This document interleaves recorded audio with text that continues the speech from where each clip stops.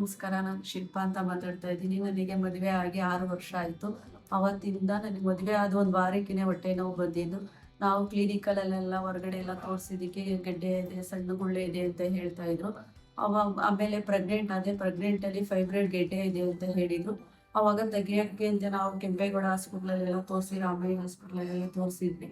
ಆವಾಗ ತೆಗಿಯೋಕೆ ಆಗಲ್ಲ ಪ್ರೆಗ್ನೆಂಟಲ್ಲಿ ಅಂತ ಹೇಳಿದರು. ಹಂಗೆ ಟ್ಯಾಬ್ಲೆಟೇ ಕೊಟ್ಟಿದ್ದು. ಅದನ್ನ ಹಂಗೆ ಡೆಲಿವರಿ ಆಗೋವರೆಗೂ ತಡ್ಕೊಂಡಿದ್ದು. ಡೆಲಿವರಿ ಆದಮೇಲೆ ನೋವು ಇರಲಿಲ್ಲ ಸ್ವಲ್ಪ ದಿನ. ತಿರ್ಗಾ ಮತ್ತೆ ಆಲೆ ಮಗು 4 ವರ್ಷ ಆದಮೇಲೆ ಮತ್ತೆ ಪೇನ್ ಬಂತು.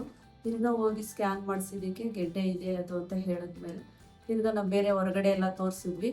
ಅಲ್ಲೂ ಹಂಗೆ ಗೆಡ್ಡೆ ಇದೆ ಅಂತ ಹೇಳಿದ್ರು. ತಿರ್ಗಾ ನೋಡೋಣ 2-3 ಕಡೆ ವಿಚಾರಿಸೋಣ ಅಂತ ಬಂದಿದ್ವಿ. ಇಲ್ಲಿ ಯಾರೋ ಹೇಳಿದ್ರು, ನಮ್ಮ ಅಣ್ಣನ ಫ್ರೆಂಡ್ ಅವರೊಬ್ಬರು ಇಲ್ಲಿ ವರ್ಧನ್ ಹಾಸ್ಪಿಟ್ಲ್ ಅಂತ ಇದ್ದಾರೆ, ಅಲ್ಲಿ ತೋರಿಸಿ ಅಂತ ಹೇಳಿದ್ದಕ್ಕೆ ಅಲ್ಲೂ ಸ್ಕ್ಯಾನ್ ಮಾಡಿದರು. ಅಲ್ಲಿ ಸ್ಕ್ಯಾನ್ ಮಾಡಿದ್ಮೇಲೆ ಅಲ್ಲೂ ಗೆಡ್ಡೆ ಇದೆ, ತೆಗಿಬೇಕಮ್ಮ ಅಂತ ಹೇಳಿದ್ರು. ನಾವು ಡಾಕ್ಟ್ರ್ ಹತ್ರ ಮಾತಾಡಿದ್ವಿ. ಗೆಡ್ಡೆ ಮಾತ್ರ ತೆಗೀರಿ, ಗರ್ಭಕೋಶ ಬೇಡ ಅಂತ ಹೇಳಿದ್ವಿ. ಅವರಿಲ್ಲ, ಗೆಡ್ಡೆ ತೆಗೆದ್ರೆ ಮತ್ತೆ ಬರುತ್ತೆ ಅಂತ ಹೇಳಿದ್ರು.